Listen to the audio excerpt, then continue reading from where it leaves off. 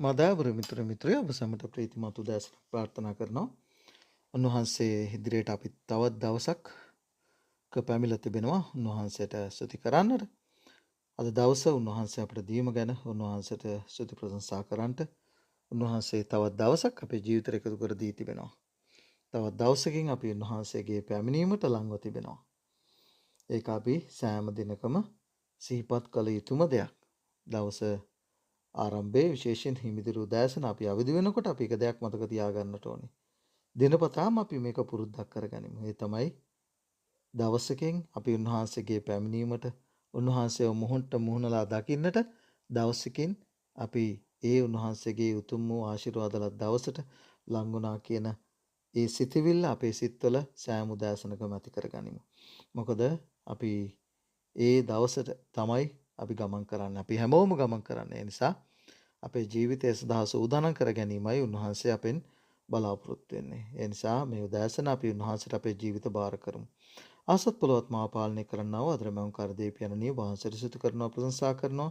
පසුගිය රාත්‍රියේ අපි ආරක්ෂා කරගෙන මේ උදෑසන අපේ ජීවිතයේ හුස්ම දීම ගැන ජීවත් වෙන්න වරම් දීම ගැන ඔබ වහන්සේගේ කරුණාව නිසායි අද දවසේදී අපි ජීවත් වෙන්නේ.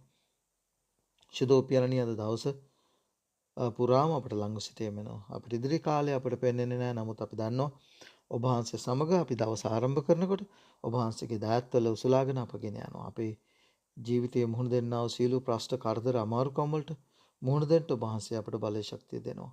ඔබ වහන්සේ නිරතුරුවම අපි සමග සිටින බව පොරොන්දු වෙලා තිබෙනවා. ශුද්ධෝපියන්නේ මේ අවස්ථාවේදී ඔබ වහන්සේගේ බලවත් උහසට අපි බාර වෙනවා. සුදාත්මන් වහන්සේගේ බලෙන් පූර්ණවත් කරලා ඔබ වහන්සේ අපිට දෙන්න යන මේ මහත් වූ පණිවිඩය තේරුම් අරගෙන ඔබ වහන්සේට තවත් පියවර කීපකින් ලං වෙන්නට අපට ආශිර්වාද කරන්න කියලා ලෙමින් කතා කරන්නව මාත් අසන්නව සිල් දනාගේ ජීවිතත් ඔබ වහන්සේගේ බලවත් උහසට බාර කරන්නේ කැප කරන්නේ යේසුස් වහන්සේගේ අතිශය උතුම් ප්‍රේමණීය වූ නාම දසාම ආමෙන්. දාපර සහෝදර සහෝදරිය අද දවසේදී මම තෝරාගත්තේ යෙසායාගේ පොතේ පළවෙනි පරිච්ඡේදයේ 18 වෙනි පදේ සහ 19 වෙනි පදේ. මම ඊටමත් ප්‍රිය කරන බයිබල් පාඨයක්. එතන කියනවා මෙන්න මේ ආකාරයෙන් යසායාගේ පොතේ පළවෙනි පරිච්ඡේදයේ 18 සහ 19 මම 20ත් කියවන්න කැමතියි. ඉතින් වරෙල්ලා අපි කාරණා කතා කර ගනිමු යයි ස්වාමින් වහන්සේ කියනසේක. කවුද මේ කතා කරන්නේ? ස්වාමින් වහන්සේ නම් මේ ලෝකයේ අධිපති ආනන් රජුන්ගේ රජ ස්වාමිරුන්ගේ ස්වාමියාණන් කතා කරලා ඔබටත් මටත් කියනවා එන්න අපි කාරණා කතා කරගනිමු. මොනවද මේ කාරණා? මේක තමයි අපි අද දවසේදී සොයන්නට යන්නේ. උන්වහන්සේ මොනවද උන්වහන්සේත් එක්ක කතා කරගන්නට කියලා ඉල්ලන්නේ? නැත්නම් උන්වහන්සේත් එක්ක සාකච්ඡා කරන්නට එන්නේ කියන්නේ මොන කාරණේ සම්බන්ධයෙන්ද? මෙන්න මේ කාරණය අපි අද දවසේදී උන්වහන්සේ අපට පෙන්ලා දෙන්න යනවා. ඊට පස්සේ කියනවා නුඹලාගේ පව් රතු පාටමෙන් තිබෙන නමුත් ඒවා හිමමෙන් සුදු වන්නේය. ඒවා ලාක්ෂාමෙන් රතුව තිබෙන නමුත් ලොම්මෙන් සුදු වන්නේය. නුඹලා කැමැතිව කීකරු වන්නහු නම් ඊට පස්සේ කියනවා දේශයේ සාරවත්කම භුක්ති විඳින්නෝය. නුඹලා අකමැතිව කැරලි ගස වුණා නම් කඩුවෙන් මැරුම් කන්නෝය. මග්නිසාද ස්වාමින් වහන්සේගේ මුඛය ඒක වදාලේ අන්න ස්ථිර කරනවා. උන්වහන්සේම කතා කරලා ඔබටත් මටත් ආරාධනා කරනවා මොනවද? කාරණා කතා කරගන්න එන්ටේ කියලා. දාපර සහෝදර සහෝදරිය අපි හරි වාසනාවන්ත සෙනඟක්. මොකද උන්වහන්සේ කැමැත්තෙන් මේක තමයි උන්වහන්සේගේ ස්වභාවය. ලෝකයේ පටන් ගන්නේ සිටම්ම අපි කල්පනා කරලා ගත්තොත් උන්වහන්සේ හරි කැමැති මනුෂ්‍යත් එක්ක කාරණා කතා කරගන්න. උන්වහන්සේගේ ස්වරූපයෙන් උන්වහන්සේගේ සමානත්වය ලෙස බැවුවා වූ මිනිසයා උන්වහන්සේත් එක්ක කාරණා කතා කරගන්නවා වෙනුවට කාත් එක්කද? ලුසිෆර්ත් එක්ක නැත්තම් සාතන් එක්ක කාරණා කතා කරගන්න ගිහිල්ලා මොකද වුනේ? අන්තිමට පාපයට වැටුණා. මතක තබා ගන්න. අපි උන්වහන්සේත් එක්ක කාරණා කතා කර ගැනීමේ ආශිර්වාදය අපි භුක්ති විඳින්න ඉගෙන ගන්න ඕනේ කාත් එක්කද? සාතන් එක්ක කාරණා කතා කර ගන්නවට වැඩිය. මොකද සාතන් එක්ක කාරණා කතා කර ගන්නට ගියාම අපේ ජීවිතයේ අවසාන වෙන්නේ විනාශයෙන්. ඒක අපි තේරුම් ගන්න ඕන. අපි බොහෝ අවස්ථාවල බොහෝ දවසේ බොහෝ කාලයක් අපි මිඩංගු කරන්නේ උන්වහන්සේත් එක්ක කාරණා කතා කර ගන්නවාට වඩා මොනවා ගැනද? අපේ ලෞකික තෘෂ්ණාව නැත්තම් අපි ඒක සමහර වෙලාවට සාතන් එක්ක නැත්නම් අපේ නපුරා එක්ක යක්ෂයාත් එක්ක අපි නැත්නම් කෙලින්ම කාරණා කතා කරගන්නවා නොවෙන්නට පුළුවන්. නමුත් අපේ චර්යාව, අපේ ජීවිත රටාව තුළින් අපි සිතන, පතන, කරන, කියන දේවල් තුළින් ටිකක් මෙනෙහි කරමු මේ උදෑසන. අපි කරන දේවල් දවස පුරාම අපි කරන දේවල්, කතා කරන දේවල්, අපි බලන දේවල්, අපි යන ගමන් බිමන්, අපි අදින පළදින දේවල්, මේ සියලු දේවල් තුළින් වැඩි ප්‍රමාණයක් උන්වහන්සේත් එක්ක කාරණා කතා කර ගැනීමට අදාළ දේවල්ද නැත්නම් අපේ ජීවිතයේ අපේ ආශාවන්, තෘෂ්ණාවන් පිනව ගන්නට කරන ක්‍රියාදාමයන්ද කියලා අපි ටිකක් නැවතිලා කල්පනා කරන්න අවශ්‍යයි. දාපර සහෝදර සහෝදරිය මම මීට පෙර ගෙනාවව දවසේ සිතුවිල්ලක කතා කරපු දෙයක් තමයි අපි මේ ගමන් කරන්නේ සුද්ධෝ දේශේ කරා. කානන් දේශේ නම් ස්වර්ගීය කානන් දේශේ කරා මේ යන්නා වූ ගමනේදී කාරණා කතා කර ගැනීම ඉතාම වැදගත්. උන්වහන්සේත් එක්ක සතුටු සාමිච්චයේ යෙදීම ඉතාම වැදගත්. උන්වහන්සේගේ ඒකයි මේ සුද්ධ වූ ව්‍යායාමයේ නැත්තම් සෑම උදෑසනකම උන්වහන්සේව සම්මුඛ වීම යේසුස් ක්‍රිස්තුස් වහන්සේ කලාක් මෙන් උන්වහන්සේත් සෑම උදෑසනකම හිමිදිරි උදෑසන පියාණන් වහන්සේත් එක්ක කාරණා කතා කරගන්නට පෙළඹව නැත්තම් උන්වහන්සේ ඒ කතා කරගන්නට පුරුදුව සිටියා. උන්වහන්සේ ඒක පුරුද්දක් කරගෙන සිටියා. පියාණන් වහන්සේ එක්ක සෑම උදෑසනකම කාරණා කතා කරගන්න. ඒකයි ඔබටත් මටත් නිස්කලංක කාලයක් අවශ්‍ය. ඔබටත් මටත් නිවි සැනසille කිසිම කෙනෙකුගෙන් බාධාවක් නැත්තම් ඒකට බාධාවක් නොවන වෙලාවක් සෑම උදෑසනකම තෝරාගත යුත්තේ ඒ නිසයි. උන්වහන්සේත් එක්ක කාරණා කතා කර ගැනීමේදී උන්වහන්සේගේ වැඩ සිටීම ඔබට හැඟෙන්න යනවා, දැනෙන්න යනවා. දායක සහෝදර සහෝදරිය ඒක හැඟෙද්ද දැනෙන නිසයි මම ඔබත් සමග මේ කාරණේ බෙදාගන්නේ. උන්වහන්සේ ඉදිරියට ඇදිල්ලෙන් යුක්තව උන්වහන්සේගේ පාද පාමුලට ගියාම ඔබේ නොවටිනාකම, ඔබේ දුර්වලකම, ඔබේ පාවිෂ්ඨකම් ඔබට දැනෙන්න ඕන. උන්වහන්සේ කොපමණ ශුද්ධවන්තද? උන්වහන්සේ කොච්චර සවිසුද්ධද? ඔබගේ ජීවිතේ ඔබ තවමත් මොනතරම් ඔබගේ ජීවිතය තුළ අඩුපාඩු තිබෙනවද? ඒ අඩුපාඩු උන්වහන්සේ ඉදිරියට ගියාම ඔබට කොච්චර හැඟී යනවද? බලන්න මේ කාරණා කතා කරගනිමු කියලා උන්වහන්සේ ආරාධනා කරලා උන්වහන්සේ කෙලින්ම ඊට පස්සේ කතා කරන්නේ මොකද්ද? නුඹලාගේ පව් රතු පාටෙන් තිබෙන නමුත් ඒවා හිමෙන් සුදුවන්නේ. මොකද උන්වහන්සේ ඉදිරියට කාරණා කතා කරගන්න ගියාම පළවෙනි කාරණේ ඔබටත් මටත් දැනෙන හැඟෙන දේ තමයි ඔබත් මමත් උන්වහන්සේ ඉදිරියේ සිටින්ට වටිනා පුද්ගලයෝ නොවේ කියන කාරණේ. මේක තමයි පළමුව ඔබටත් මටත් හැඟී දැනියන්නට ඕනේ. ඔබ උන්වහන්සේ ඔබත් මමත් උන්වහන්සේ ඉදිරියේ සිටින්ට වටිනා පුද්ගලයෙක් නොවේ. නොවටිනා පුද්ගලයෙක් බව ඔබටයි මටයි හැඟෙන්න ඕන. එහෙම හැඟෙනකොට උන්වහන්සේ ඔබගේ උරහිසට අත තියලා ඔබට කතා කරනවා. උන්වහන්සේ පොරොන්දු වෙලා තියෙනව මොනවද? අපේ පව් රතුමෙන් නැත්තම් රතු පාටෙන් තිබෙන නමුත් ඒවා උන්වහන්සේ සුදු කරන්ට පොරොන්දු වෙලා තිබෙනවා. කොයි වගේද? හිමෙන් සුදු කරන්ට පොරොන්දු වෙලා තියෙනවා. අපේ පාප ලාක්ෂාවෙන් රතුව තිබෙනවා. සුදු ලොම්මෙන් සුදු කරන්ට උන්වහන්සේ පොරොන්දු වෙලා තිබෙනවා. හැබැයි ඒකට කැමැත්ත අවශ්‍යයි. ඒකයි කියන්නේ නුඹලා කැමැතිව කීකරුවන්න වුණා දේශයේ සාරවත්කම භුක්ති විඳින්නහුය. අපි හැමෝම අපේ හිතේ ආශාව මෙන්න මේ දේශය උරුම කර ගැනීම. දේශයේ සාරවත්කම භුක්ති විඳීම. මොන දේශයේද? මේ දේශයේ නෙමෙයි. ඒකයි. අපේ උත්සාහය නැත්තම් අපේ වෑයම, අපේ වීර්ය දවස පුරාම අපේ මහන්සිය, වෙහෙස මහන්සිය මේ දේශයේ දේවල් උරුම කර ගන්නටද? නැත්තම් මේ දේශයේ දේවල් භුක්ති විඳින්නටද? එහෙම නැත්තම් ස්වර්ගීක දේශයේ දේවල් භුක්ති විඳින්නට කියන කාරණේ අපි ටිකක් නැවතිලා කල්පනා කරන්න ඕන.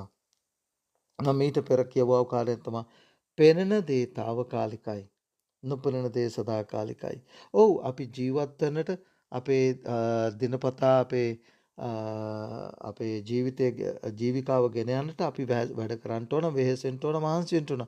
මේ වෙහෙස මහන්සි වීමේදී පවා අපි උන්වහන්සේව අමතක නොකර අප ළඟින්ම තියාගෙන උන්වහන්සේත් එක්ක කාරණා කතා කරගන්න අපි පුරුදු වෙනවා නම් ඒ කියන්නේ මේක තමයි උන්වහන්සේ බලාපොරොත්තු වෙන හැසිරීම.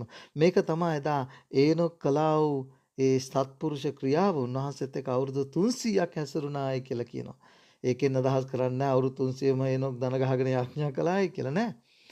අපේ සියලු කාරණාවලදී අපි උන්වහන්සේත් එක්ක කාරණා කතා කර ගනිමින් අපේ වැඩ කටයුතු වලට නිරත වීමයි උන්වහන්සේ ඔබනුත් මගනුත් බලාපොරොත්තු වෙන්නේ. මෙහෙම කරගත්තාම මේක පුරුද්දක් කරගත්තාම අපිට පාපේ ඈත් වෙලා ජීවත් වෙන්න උන්වහන්සේ පුදුමාකාර බලයක් දෙන්න යනවා. ඒ පාපේ ඈත් වෙලා ජීවත් වෙන්න උන්වහන්සේ අපිට ශක්තිය ධෛර්යය දෙන්නට යනවා. අපේ තෘෂ්ණාවන් මැඩ පවත්වා ගන්න නැත්නම් අපේ ඒ පාපේ මාංශයේ ක්‍රියාවලින් ඈත් වෙලා ජීවත් වෙන්නට උන්වහන්සේ පුදුමාකාර බලයක් ශක්තියක් දෙන්න යනවා.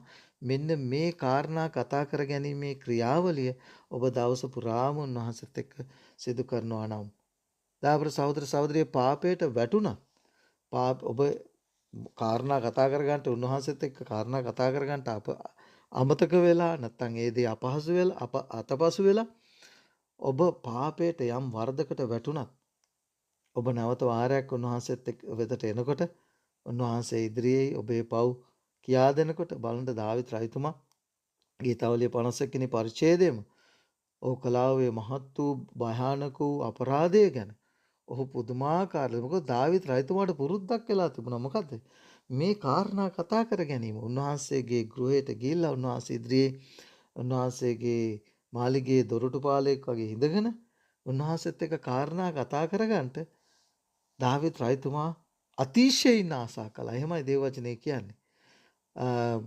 දුෂ්ටකමේ කූඩාවම විසීමට වැඩිය උන්වහන්සේගේ මාලිගාවේ දොරටුපාලකෙක් වෙ සිටින්ට ඔහු ආශා කළා. අපිට ඒක ගීතාවලිය පොත පුරාම අපිට ඉගෙන ගන්න තියෙන දෙයක්. මේ දාවිත් රජතුමා තුළ තිබුණා මේ හිතේ ආශාව. මොකක් උන්වහන්සේත් එක්ක කාරණා කතා කර ගැනීමේ ආශාව. ගීතාවලිය පොතේ පළවෙනි පරිච්ඡේදයේ සිට 150 වෙනි පරිච්ඡේදය දක්වා මම ඊටාම ආශා කරන්නේ නැහැ නිසායි. මොකද දාවිත් රජතුමා තුළ තිබුණා මේ පුරුද්ද. කුමක්ද පුරුද්ද? උන්වහන්සේත් එක්ක කාරණා කතා කර ගැනීම. මේ උන්වහන්සේ ඊටාම අතිශයින් ආසා කරපු කාරණයක්. ඒකයි මෙච්චර දාවිත්ගේ ජීවිතයේ දාවිත් රජතුමාගේ ජීවිතයේ අපිට මෙච්චර අඩුපාඩුකම් දකිනකොටත් දාවිත් රජතුමා මොනතරම් උන්වහන්සේට විරුද්ධව වැරදි කරපු අවස්ථා අපිට හම්බෙනවා ශුද්ධ ලියවිල්ලේ. නමුත් මේ සියලු අවස්ථාවලදී පවා ඔහු උන්වහන්සේත් එක්ක නිරතුරුවම කාරණා කතා කරගන්න පෙළඹව සිටි නිසා ඔහුට වර්ධිනු අවස්ථාවේදී ඔහු පව් කළ අවස්ථාවේදී උන්වහන්සේ ඉදිරියට ගිහිල්ලා උන්වහන්සේ ඉදිරියේ සැප මනස්තාපණයෙන් පශ්චාත්තාපයෙන් යුක්ත ඔහුගේ පව් කියා දීලා උන්වහන්සේත් එක්ක කාරණා කතා ගන්න එක උන්වහන්සේට තාම ප්‍රසන්න දෙයක් වුණා. ඒකයි උන්වහන්සේ පුදුමාකාර ලෙස දාවිත් රජතුමාට ආදරය කළේ, ප්‍රේමය කළේ. මොකද ඔහු තුළ තිබුණා වූ මේ උතුම් ගුණාංගය. කොහොමද?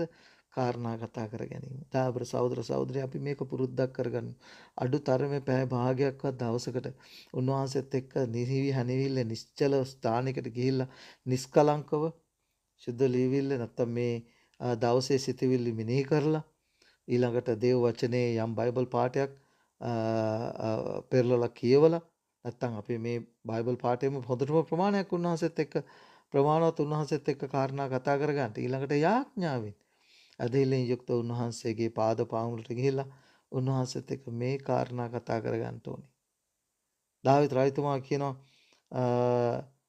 දාවිත් රජතුමා කොච්චර උන්වහන්සේගේ ඒ අභිමුඛයට සමීප වුණාද කිව්වොත් 51 වෙනි ගීතිකාවේ අපිට හම්බෙනවා සම්පූර්ණ පසුතැවිලි වෙන්නාගේ කන්නලව්ව.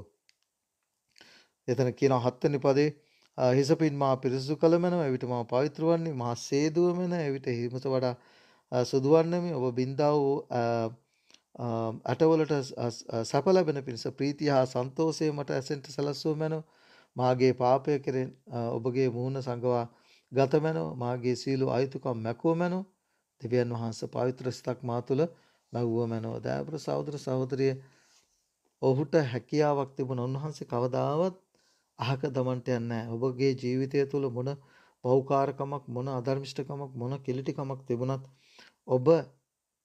ඔබ ඉන්නා වූ ස්ථානයේ නැගිටලා උන්වහන්සේත් එක්ක කාරණා උන්වහන්සේ ඒකයි ආරාධනා කරන්නේ ඔබටත් මටත් එන්න අපි කාරණා කතා කරගනිමු. මොකද උන්වහන්සේ හරි දයාවෘතු කරුණාවෘතු තනන් උන්වහන්සේ බලන් ඉන්නවා දෑත් දිගු කරලා. කොමක්ද? ඔබත් මමත් උන්වහන්සේ වෙතට ඇවිල්ලා කොමක්ද? උන්වහන්සේ වෙතට ඇවිල්ලා උන්වහන්සේත් එක්ක කාරණා කතා කරගන්නකොට උන්වහන්සේ සූදානම් ඔබේ පව් වලින් ඔබ නිදොස් කරලා නැත්නම් පවිත්‍ර කරලා ඔබව හිමෙන් සුදු කරන්නට ලොම්ෙන් සුදු කරන්නට උන්වහන්සේ ආසාවෙන් බලාගෙන සිටිනවා. අඩුපාඩුව තියෙන්නේ කොතනද? ඔබ තුලත් මා තුලත්. කොමක්ද? අපි කැමති නෑ නැත්නම් අපි කාලය වෙන් කරන්නේ නෑ නැත්නම් අපිට කාලයක් නැහැ. සමහර වෙලාවට අපේ අනිත් දේවල් අපිට උතුම් උන්වහන්සේත් එක්ක කාරණා කතා කරගන්නවාට වැඩියි. දාපර සහෝදර සහෝදරිය උතුම්ම දේ මෙයයි. උන්වහන්සේත් එක්ක කාරණා කතා කරගෙන උන්වහන්සේගෙන් පව්කමව ලබාගෙන උන්වහන්සේගේ ධර්මිෂ්ඨකමේ වස්ත්‍රය උන්වහන්සේ පළඳවන්නා වූ ඒ ධර්මිෂ්ඨකමේ වස්ත්‍රය පැළඳගෙන උන්වහන්සේ ඉදිරියේ හරි දේ කරන දරුවෙක් හැටියට දවස පුරාම ජීවත් වීමයි උන්වහන්සේ ඔබනුත් මගනුත් බලාපොරොත්තු වෙන්නේ. ඒසායගේ පොතේ 43 වෙනි පරිච්ඡේදයේ 25 වෙනි පදයේ මෙන්න මේ ආකාරයෙන් කියනවා. කියවන්නේ 25 වෙනි පදේ මමම මා නිසා නුඹේ පාපවල් සිහි නොකොට නුඹේ වරද මකා දමන තනන් වහන්සේය. මතක් කරපන්න. මට මතක් කරවා පන්න. බලන්න උන්වහන්සේ හරි ලස්සට උන්වහන්සේට අමතක නිසාද නැහැ. උන්වහන්සේ කැමති උන්වහන්සේගේ හිතේ අතිශයින් උන්වහන්සේ ආශා කරන දෙයක් තමයි ඔබත් මමත් උන්වහන්සේගේ අභිමුඛයට ඇවිල්ලා උන්වහන්සේත් එක්ක කාරණා කතා කර ගැනීම. මට මතක් කරවා පන්න. අපි එක්ව කාරණ කියා ගනිමු. දෙතනාටම සංවාදයේ දෙන්න මමත් උන්වහන්සේත් අපි එක්ව කාරණා කියා ගනිමු. නුඹ ධර්මිෂ්ඨ බව පෙරණ පිණිස නුඹම නුඹේ විත්තිය කියාපන්න. අන්න බලන්න උන්වහන්සේ ඉදිරියේ උන්වහන්සේ ආරාධනා කරන ඔබටත් මටත් උන්වහන්සේ වෙතට ඇවිල්ලා උන්වහන්සේත් එක්ක කාරණා කතා කරගන්න. දයාවර සහෝදර සහෝදරිය අපි මේ සංවාදයේ යෙදීම පුරුද්දක් කරගන්න. මෙදා යේසුස් වහන්සේ අපට උතුම් ආදර්ශයක් දුන්නා. සෑම උදෑසනකම පියාණන් වහන්සේත් එක්ක කාරණා කතා කර ගැනීම තුළින් උන්වහන්සේ පුදුමාකාර බලයක් ලැබුවා. ඒ උන්වහන්සේ දේව පුත්‍රයා නිසා නොවේ උන්වහන්සේ පියාණන් වහන්සේත් එක්ක සෑම උදෑසනකම තිබුණා වූ මහත් වූ සමදතාවයේ කාරණා කතා කර ගැනීම තුලින් තමයි උන්වහන්සේ දිනපතා මේ බලය ලැබුවේ. ඒ නිසා මේ දේ තේරුම් අරගෙන අපි උන්වහන්සේත් එක්ක කාරණා කතා කරගන්න අපි මේක පුරුද්දක් කරගෙන මේක ඊටාම උතුම් සත්ක්‍රියාවක් ඇටියට අපේ ජීවිතේ කරගත්තොත් උන්වහන්සේ සූදානම් ඒ මහත් වූ දේශය ඔබටත් මටත් උරුම කර දෙන්න. එසේ කරන්ට ඔබටත් මටත් උන්වහන්සේ කරුණාව ආශිර්වාද ප්‍රාර්ථනා කරනවා. ඔබ සම්ප්‍රජේස පිහිටයි.